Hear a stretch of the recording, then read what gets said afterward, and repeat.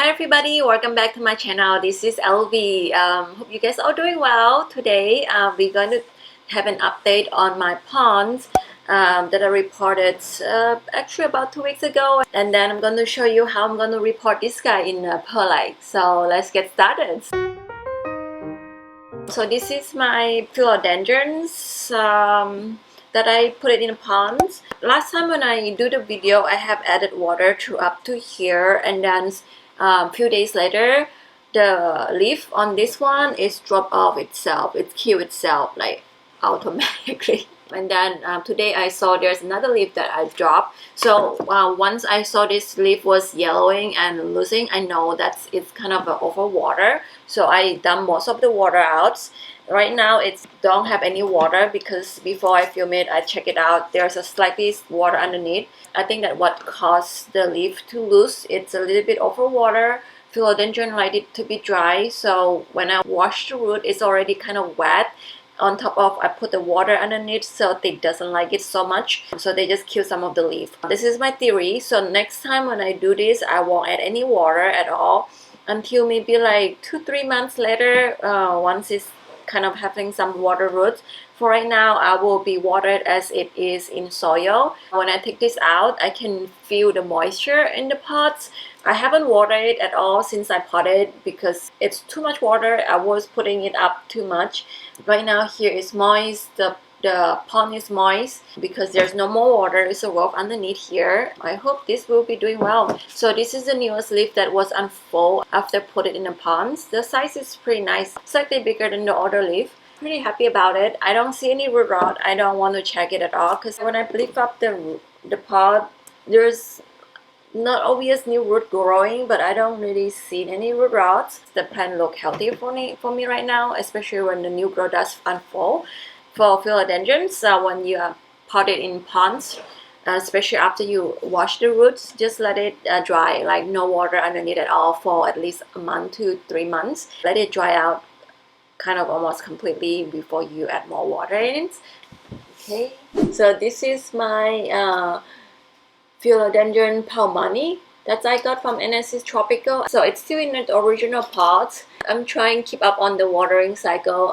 This plant, this is the newest leaves after I got it, which is really nice. It's pretty good size. One thing about this plant is I found some pests. It got spider mite attack, I think at least twice now. I do have a pest issue sometime here and there. It's just spray with Captain Jack, and that's what I do, and then this go very quickly. But because I'm not consistently, so sometimes it's come back. Right now, what I want to do is just take out all the soil and then wash the root and then put in my perlite mix. As I say, I want to pot this plant in semi-hydroponic as well. For the perlite mix, I will show you later when I'm ready to pot. So this is how the root look like. So if you still want to put it in soil to pot philodendrons, what I'm seeing in this mix from the NSC Tropical, they have a lot of slow release fertilizer and a little bit of charcoal and a lot of perlite. I'm seeing maybe like 60% to 65% of perlite here. That's way that you won't overwater the plants. I'm so sad. The big trunk is look like they have a rot. The trunk, this piece is kind of soft like this. Yeah, it's normal. It's not really the root part. So when it's too wet, it does this. But as long as the root is healthy, it will be fine. So I actually cut off these trunks. I think that might be some hope here. There's some root here. I might try to just stuck it in the soil, see if it grow anything, because the white part, there's a slightly little bit of meat here. We'll see if this is gonna grow. The good thing about philodendron is you can grow it from the nodes. However, it's not really guaranteed that it will be for sure growing. So when you buy a node, be careful. Not all nodes will grow, so it's pretty risky. You don't want to spend over $30 or $50 for philodendron nodes. I think it's way too risky. But if you want to experiment, you can just cut it off the node and then you can propagate that way. So this is what I got left. I'm gonna wash it because I just really like to wash the root. Just take out all the soil. So this is the root. And if you have a super dry solution, this will be a good opportunity to just spray it up here. It doesn't necessarily like to have it, but it's good to have it. What I have here is my Perlite mix. I have a big container. It's not going to fit in camera. So what is here is half and half Perlite and pumice. You can choose all pumice, but for me it's more on economic side. So Perlite and pumice do act the same things. One is heavier, one is lighter, and Perlite is slightly cheaper, but it's crumb very easily. Like you can make it to very sandy, which that's why it's cheaper, I guess.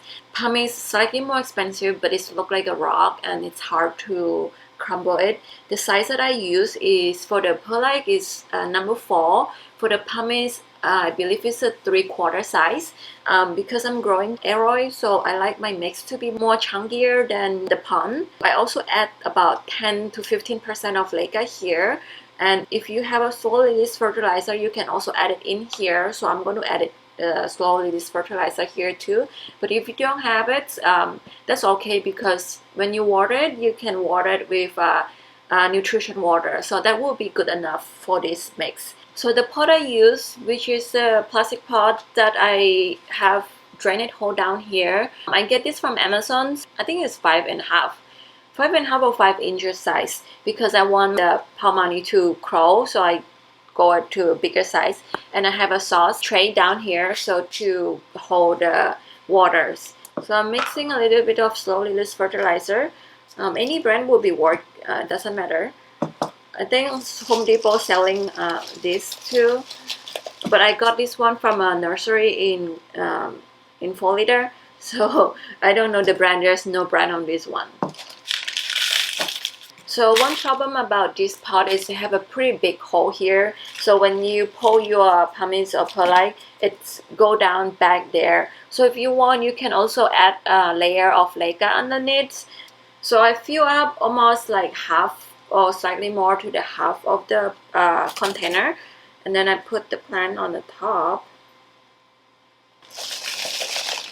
So sometimes the plant couldn't really stand on itself when you repot it, because the root hasn't grabbed the perlite or the pumice yet.